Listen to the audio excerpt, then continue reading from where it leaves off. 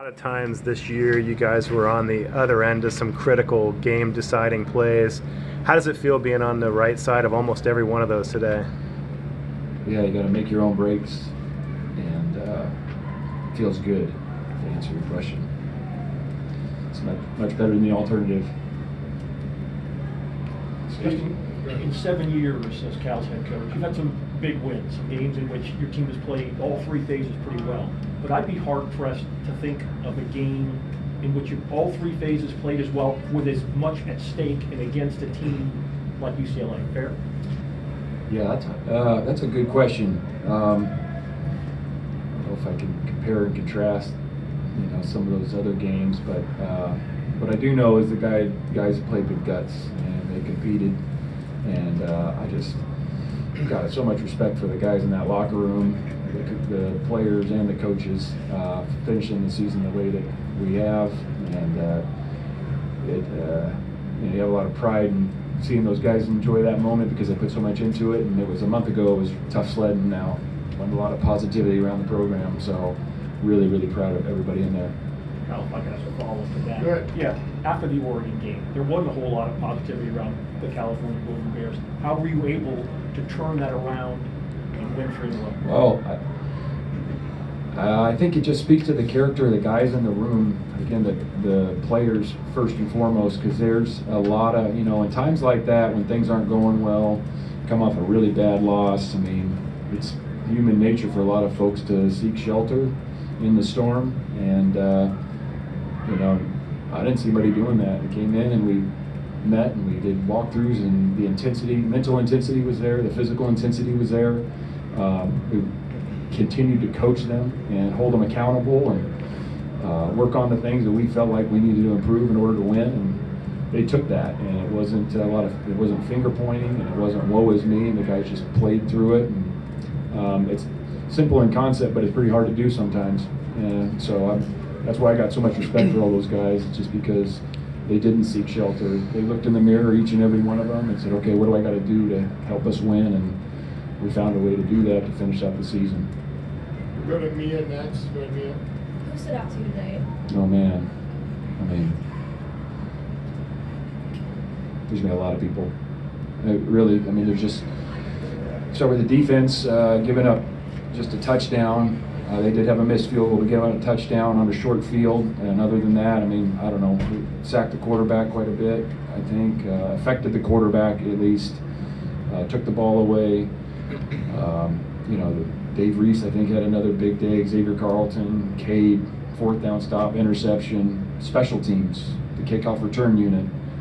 Everybody, Jaden's an electric player, we know that. Jaden, pretty obvious what he did on the KOR, it's really impressive, but the guys making the blocks were really good. The kickoff team, Hunter Barth causing a fumble, Michael Luckers getting on it. The field goal kicker, was really good. The punter was really good. Offensively, Jeremiah, Fernando bouncing back from a couple mistakes. Jaden, the run game, it's a really good run defense. Elite front, maybe the best defensive player in college football, and they ought to, but they kept grinding it out. And then the drive to finish late in the game, I don't know how many minutes it was. It was, 7 or 8 minutes late in the game. So there wasn't one person. That was a team effort through and through. What was the energy in the locker room, and what was the message to the guys? Oh man, feels really good, and I want them to just soak that up. I want them to enjoy that and be with their brothers, and there's nothing like that. And that's why I think a lot of us coach, because you can't find that anywhere else, that feeling. And as hard and as gut-wrenching, agonizing as losing is, on the other end of the spectrum, there's just no feeling like that, especially under the circumstances and what was at stake and the way that the guys finished the season. So it was a lot of great energy, a lot of hugs, and I'm just really proud of those guys, man. Just got a lot of love for the people in that room. It's an impressive group. Steve? Listen, I know in the last few weeks, I and a lot of other people have been asking you kind of how this affects the last season of Pac-12 regular season football. Well, now regular season football is over, and the California Golden Bears are going to be the last team to have won a Pac-12 regular season game. How does that hit you?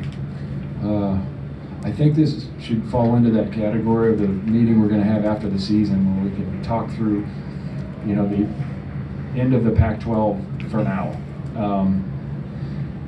I didn't pick the time of the game, to be honest with you. I would have been fine. I think the team too, if we would have kicked off at 10 or 11 or noon or 3 or whatever. But they put it at 7:30, and we're glad to play at 7:30 as well. And so, maybe someday I can put a little more thought into answering that with something worthy. But right now, I'm just really happy for our team and the Old Blues and everybody out in the Cal community.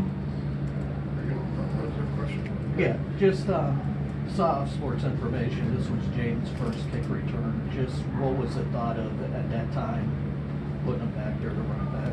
Well, we know he's an explosive player. He's shown that in a game like this, where we thought maybe there would be fewer possessions potentially, and also, the strength of their run defense and some of the style of play. We just wanted to find different ways to get him the ball, and so that's a good start.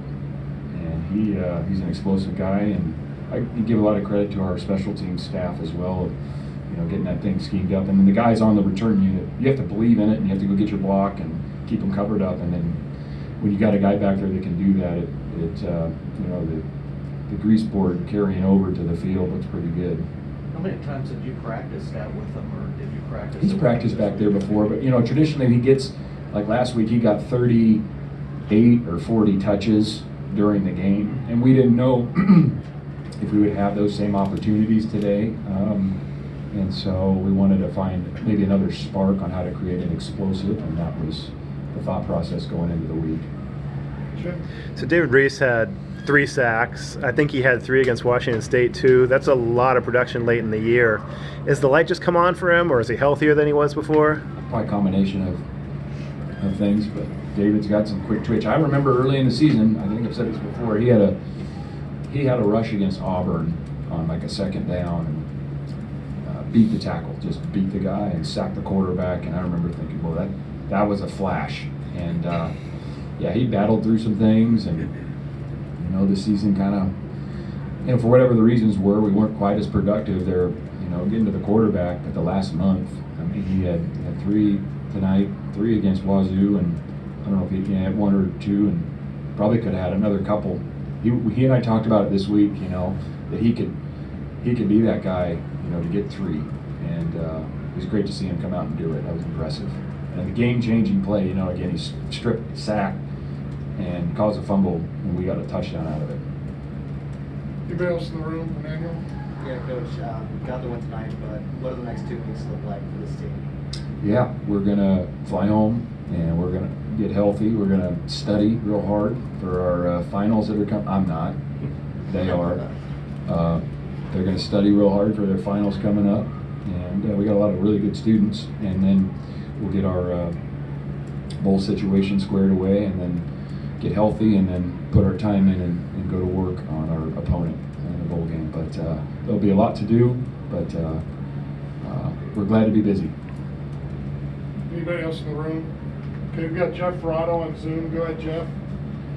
Justin, your defense struggled so much for much of this season. You have 4 games you allowed 50 points, and yet tonight they did everything you needed them to do. Can you talk about just how they stayed together, how they didn't give up on themselves, and how they turned things around to this degree? Yeah, well, they did a heck of a job tonight. We saw that, the run game. UCLA's got a really good run scheme. We got to the quarterback. The difference between playing really well and not well at all, statistically, is usually pretty small. There's going to be small little things that show up, and we never felt like that we just needed to remake everything. We just had to do the little things better more often.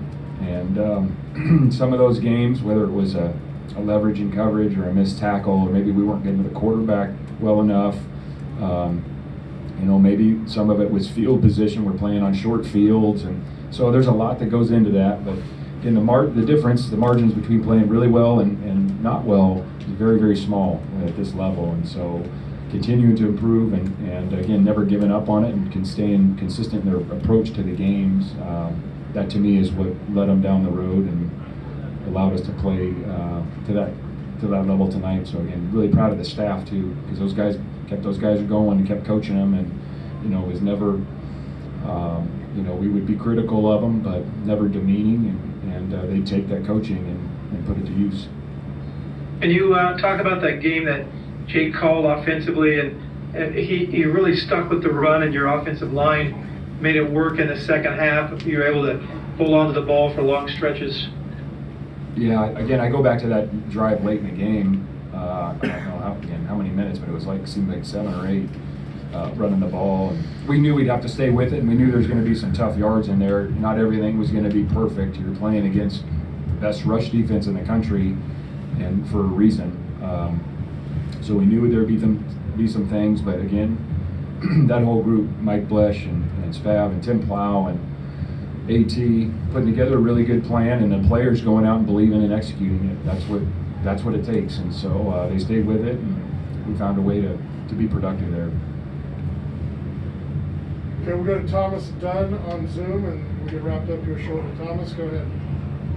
Justin, all the way back in September, we talked about the special teams and how much inward reflection they would need to have in order to get where they needed to be. Over the course of the season, where have you seen that development from the kickoff coverage units to the kicking unit as a whole, and how proud of you of the progress are you of the progress that they've made? Yeah, big time progress. I mean, you could look early in the year and we had issues. There's no doubt. The kicking game against Auburn wasn't great. Oregon State kickoff unit was not good.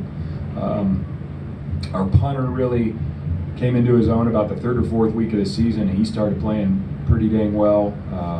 So we were getting better there. Mateen getting a little more comfortable, playing at this level. And I don't know that we had played a real complete game on special teams up to this point, but this one was much, much better, obviously. So really proud of the group. And again, credit goes to the coaching staff. Vic Soto, Coach Tink, that whole group just keeping us prepared, and the players buying in. Like I said, it takes the players. The power is in the learner, and so you can sit up in front of the room and talk through kickoff and how we're going to score on KOR this week, and that's what a lot of staffs do. But the power is with the players. They have to take that and believe in it, and they do. So really get proud of the whole unit. And you described the team elation, especially in the locker room. Can you describe your personal in the moment elation, especially after getting set up by Jake Spavital for the Gatorade shower? I think I take the most joy of just like watching the players and the people, and the look on their eye, and how they're feeling and their emotions. Like that brings energy to me. That's where I get the energy from, is seeing those other folks. So there's a lot of that right now. Thank you. Yeah. Okay, guys, I think we're wrapped up here with